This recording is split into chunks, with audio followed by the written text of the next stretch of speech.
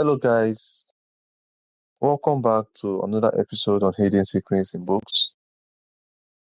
You guys know I only bring the best of guests to the show.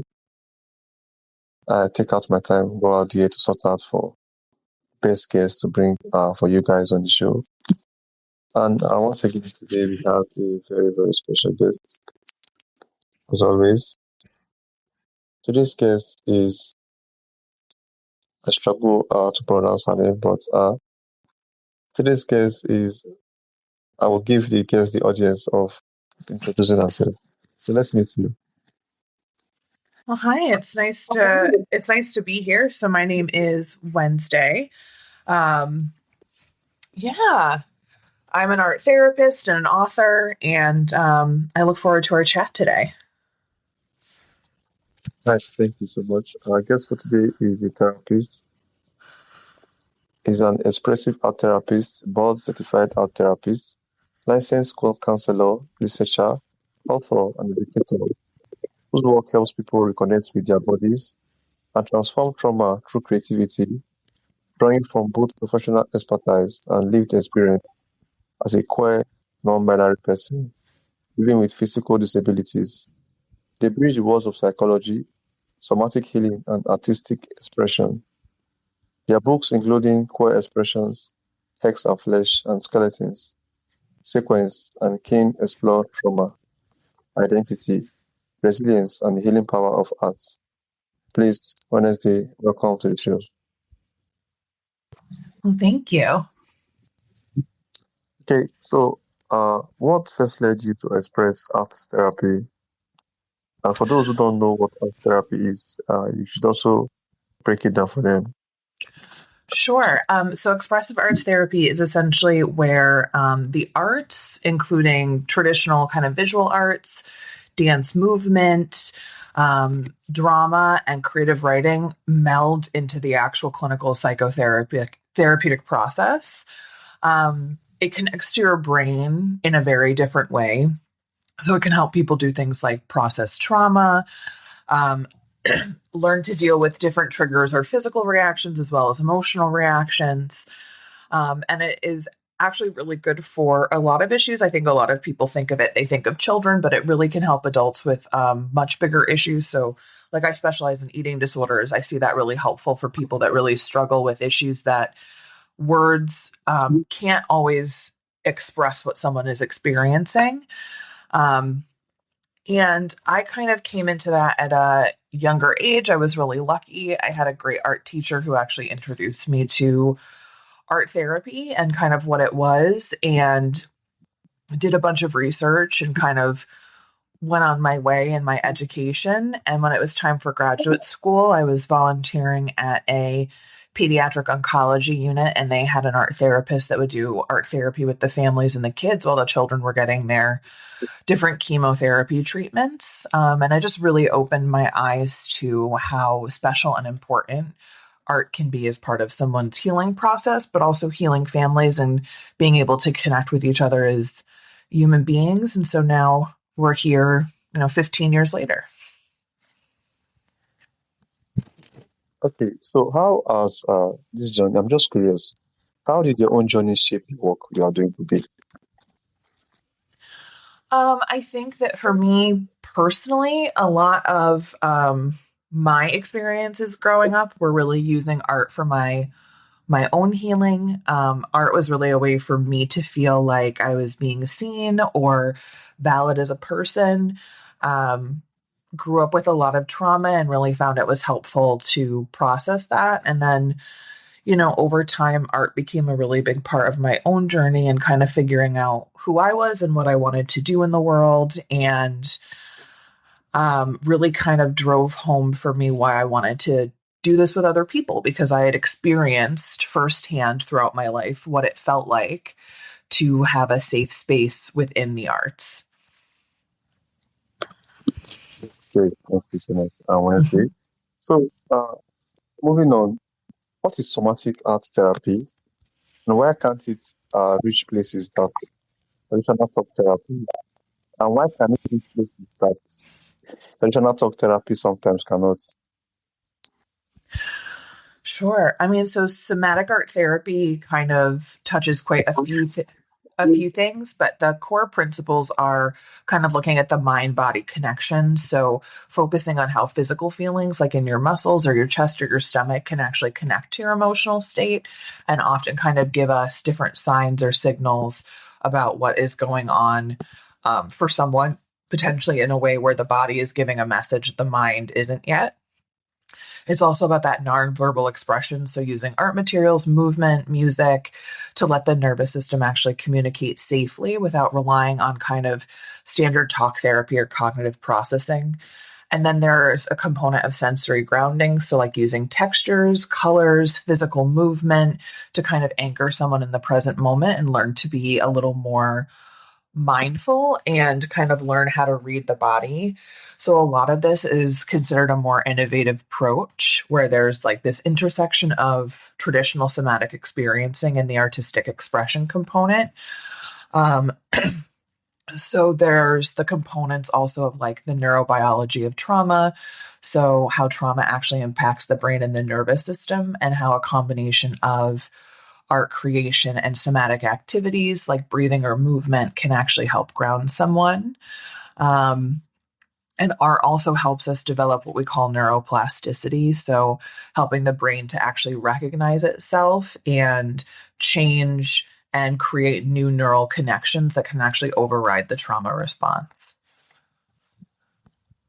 Okay, so why do so many people become disconnected from their bodies after trauma? That's a really great question. I mean, I think that there's a multitude of factors. I think that first, when we think of, becoming disconnected from someone's body, we think about the very kind of traditional volatile traumas that a body can go through, like assault and abuse and violence. And that absolutely makes us disconnected from the body because the brain and the body need to protect itself. So if you're not in your body, then you don't have to experience the feelings that actually exist in your body and your body's responses to the trauma. What we don't often talk about is the way that also emotional and psychological trauma, because that also lives in the body, causes that disconnect. And even more so, right, we have cultural trauma where we live in a world where there's like a lot of racism and hate, and that actually lives in our bodies too. I think that's something people don't realize. And so a lot of us walk around with trauma we don't even recognize. Human beings are very cognitive people currently in the world, which means we're stuck in our heads, we're stuck in ourselves, we're stuck in our phones and social media rather than that interconnectedness the body needs. And so I think what happens is kind of from the neck down, we all can't experience what we really need to experience to recognize the trauma and then heal. So instead, people kind of get stuck in their heads. And the more stuck in your head you are, often the more you might experience a lot of the emotional symptoms. So you might experience your depression or your anxiety or your triggers, but you're not reading your body's cues that you're about to be triggered, or your body's cues that you're about to have a panic attack. And that actually makes things more emotionally volatile for someone. But often when we reintegrate into our bodies, it feels worse before it gets better, which is why people are often so resistant to that experience. All right. So how then can we use creative expressions to help regulate the nervous system and support healing? That's a great question. So I think that my biggest thing that I talk to people about is how part of art and creative expression is really cultural, right? Most of us, depending upon where we're from, come from cultures with different art, different music, even different dance. Um, and when we become disconnected from ourselves, we also become disconnected from our culture and the collective that we're from, even like our countries of origin, for example.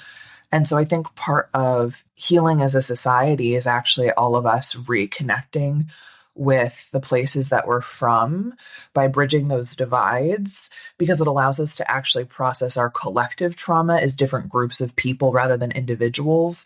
It helps us actually create empathy through creative practice.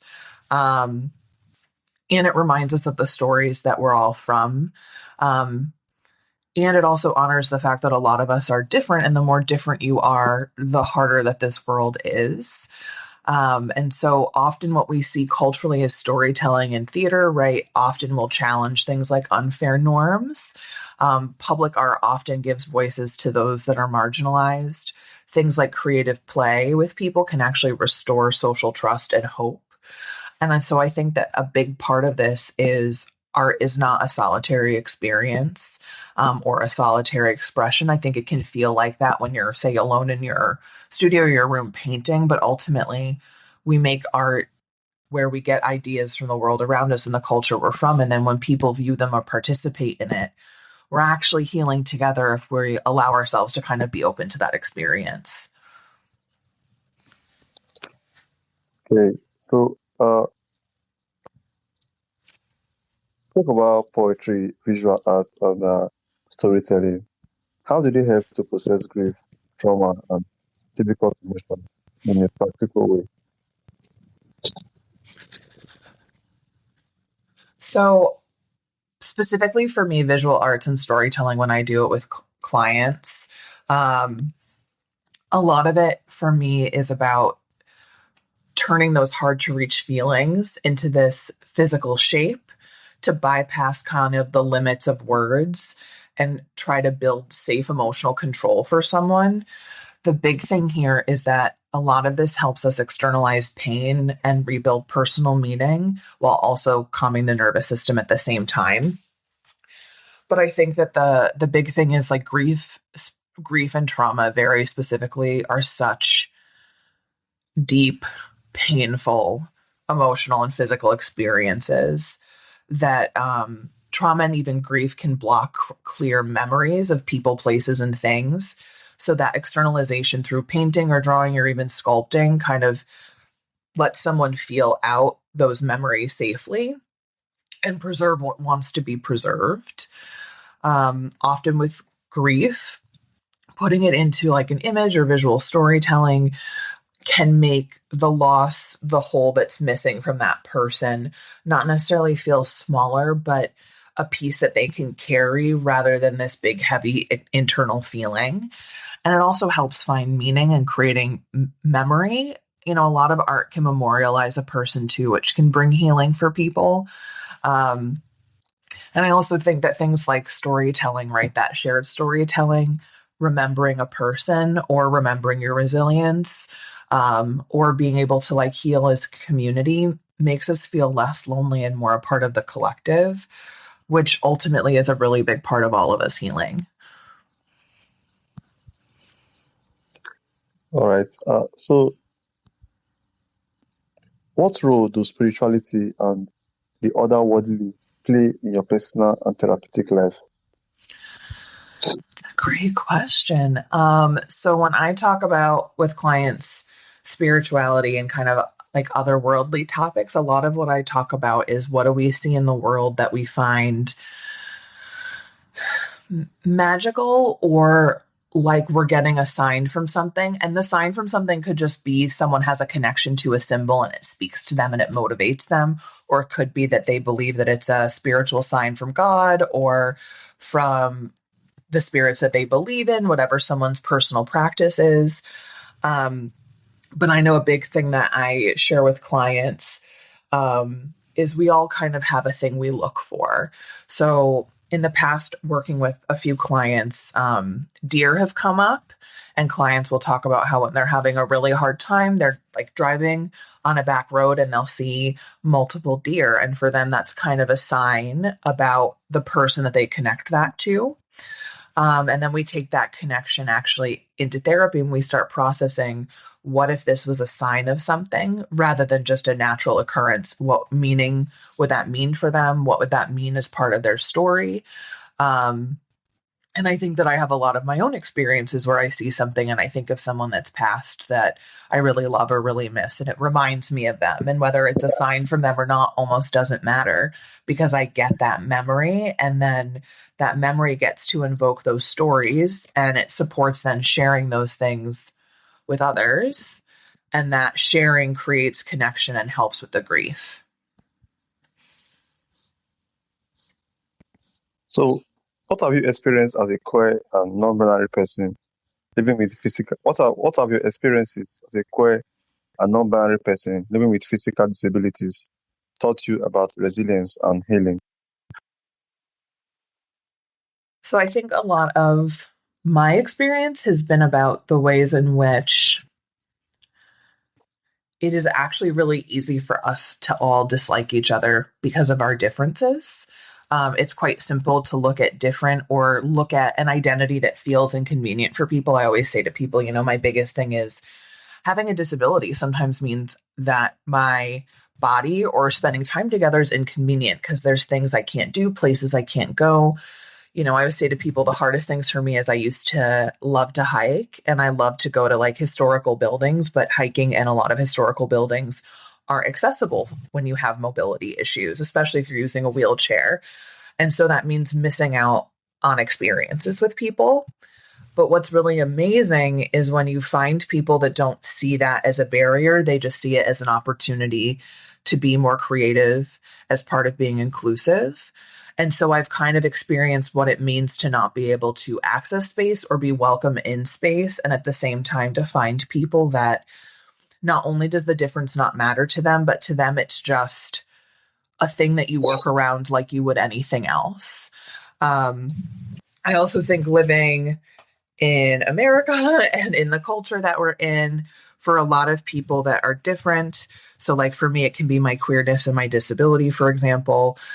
It can be really hard to be in the world without a really good support system. So, I think a lot of my experience has really taught me the importance of the people around me and the people that love me and that like take the time to be welcoming and understanding rather than to just kind of be judgmental because the world says groups of people represent certain things, whether or not that's true. Okay, so Wednesday, well, Yes. for someone who says I'm not creative, where would you encourage them to begin? That's a great question. I encourage people to start small. If you have random magazines lying around, rip them up and make a collage. Go to the dollar store and get some colored pencils and see what it feels like to let yourself draw again.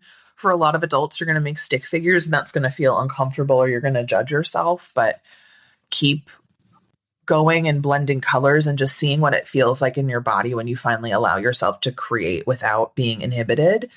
I think for people that really want to dive into this in a deeper way, finding a local art therapist and seeing what it would be like to actually do this as a client, or finding your local community center where they might have free art classes and kind of diving into being in that environment are all really beautiful ways to kind of reconnect with our creative self and have a positive experience. All right, thank you so much, Wednesday. This has been exciting episode so far.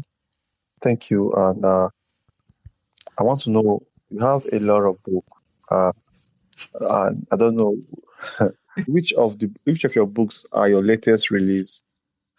Oh, my A latest lot, release. Yep. So my yes. latest release is Queer Expression. So it's a expressive arts therapy and somatic book, and it's all about learning how to heal body trauma very specifically. While it was focused on queer people, it really is for anybody and everybody who is interested in kind of like learning that process. And for therapists, it's a really greatly way for them to kind of learn and hopefully motivate non-art therapists to get the extra training they need to provide those skills. Um, and then I have my book, which is poetry, and that's called Skeleton, Sequins, and Kin, and that is out for pre-order now and will be on sale in October. Okay. So, for your latest book, what do you hope readers take away from them when they read?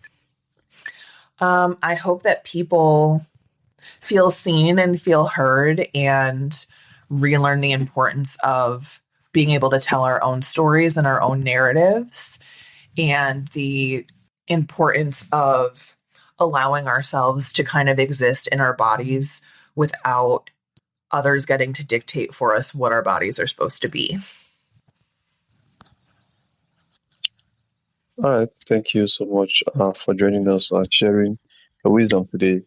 Your work reminds us that healing isn't only something we think about, it's something we can experience through our bodies, our creativity, and our willingness to reconnect with ourselves.